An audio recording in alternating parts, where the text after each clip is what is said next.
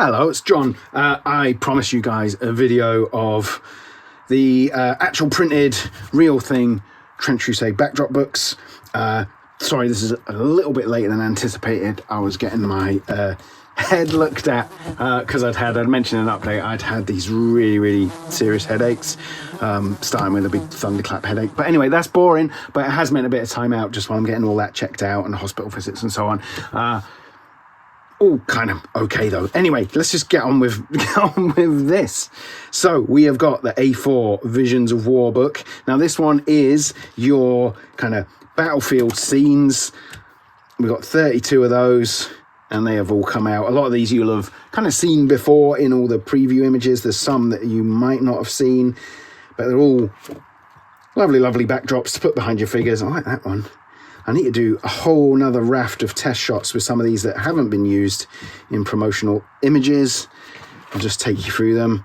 There's some that use a little bit of vintage photography mixed in, a little bit of digital paint. There's a few different styles going on. These ones use more sort of hard edge techniques.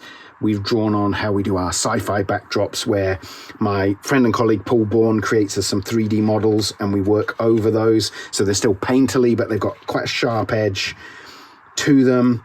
Got some trenches, we've got some ruins. I like that one in particular. I've had a lot of good results with that. These ones with fire work really well, actually. Again, you'll have seen some of these. This is one of the first ones we did. And just switching these up, it just works so well. The difference in kind of narrative you get if you photograph a miniature in front of this one, for example, compared to this one. It's just great. And you just pull the book out, flip the pages, and there you go, you're away. It's a little bit more sort of, it's not quite abstract, but it's a little bit more formal kind of design there to frame your figures. Now, we've also got in this one some of Mike Francina's really lovely artwork that we've adapted for backdrop use.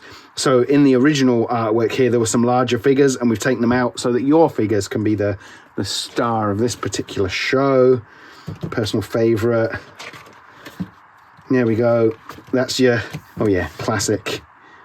So that's your 32 images there. So that's your book one, which most of you have picked up. Now, I could show you the A3s. I've got them here. It's the same in size, just bigger.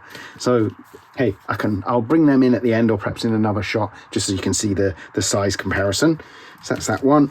And then we've got the Golden Seal. Now, I know this one confused people a little bit. I think it confused everyone. I had a very clear idea of what this is, and hopefully just seeing the book will help you understand. Right, so the Golden Seal was all about much more abstract backdrops. So these are for your more demonic types, a lot of these, more sort of gribbly backgrounds. We've also got some faction badges and so on, but again, much more abstract. We're not looking into the world of Trench Crusade. These are more graphic devices to frame your miniatures with.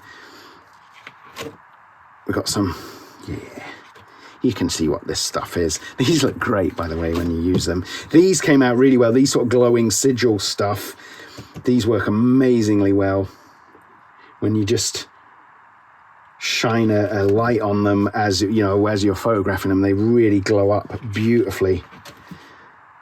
So we've got these just sort of generally horrible images to put behind your demons and so on. We've got some adapted images from some obviously kind of like what am I trying to say? My brain. See, this is why I'm getting my brain checked out. No, it's not really. I'm just forgetting my words. Kind of public domain images from medieval manuscripts and so on. That's what I'm trying to come up with. And again, there's a weird thing with backdrop books. These need to work as backdrops. They don't have focal points. They don't have strong areas of contrast in them. They're a backdrop, right? So in an ideal world, you kind of push them out of focus a little bit to focus on your miniatures. So yeah, we've got all sorts here. Oh yeah. Nice stuff.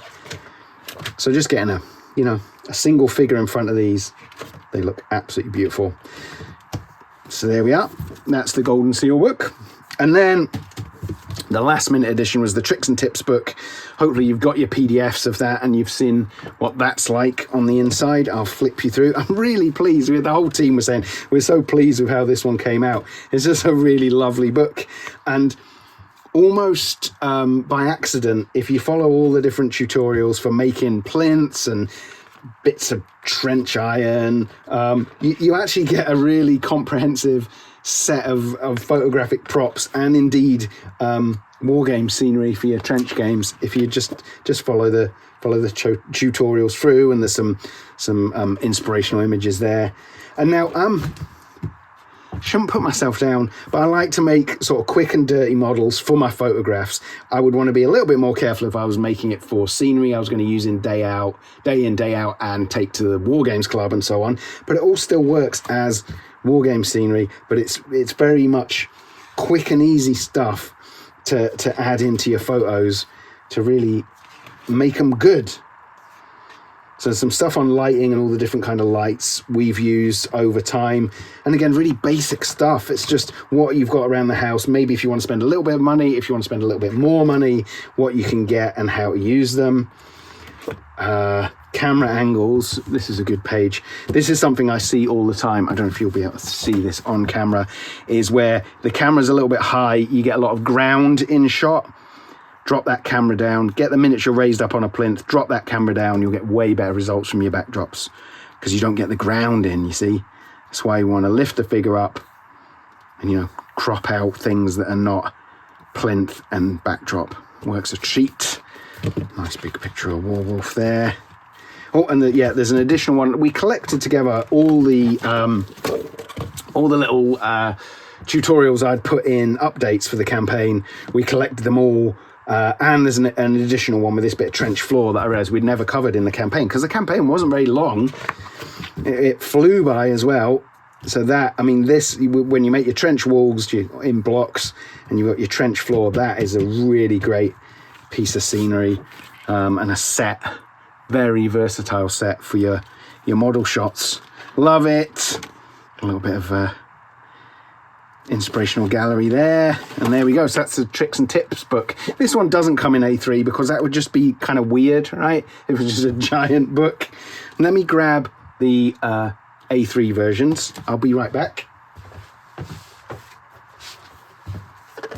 Had less far to go than I thought. So this is an A4. This is an A3. So you can see significantly bigger. You can fit a lot more troops in front of an A3. A3 works by it's twice the size. You rotate A4 and it's twice the size. A nice thing I find with A4 is you're getting a lot of real estate in each backdrop.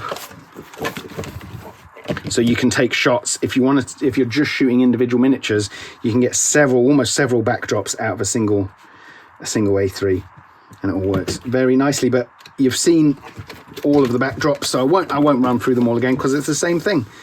Now, yeah, and I will talk hopefully in the update wherein you are seeing this video for the first time. We'll talk a bit about pledge managers and next steps. I mean, these are all ready to go, ready to print. We print in the UK, so these will come really fast and we can get you your books. Awesome stuff. Thank you. Thanks for all your pledges. Thanks for your support. Thanks for all the kind comments about my brain apparently having exploded the other day. Should be all right. Fingers crossed.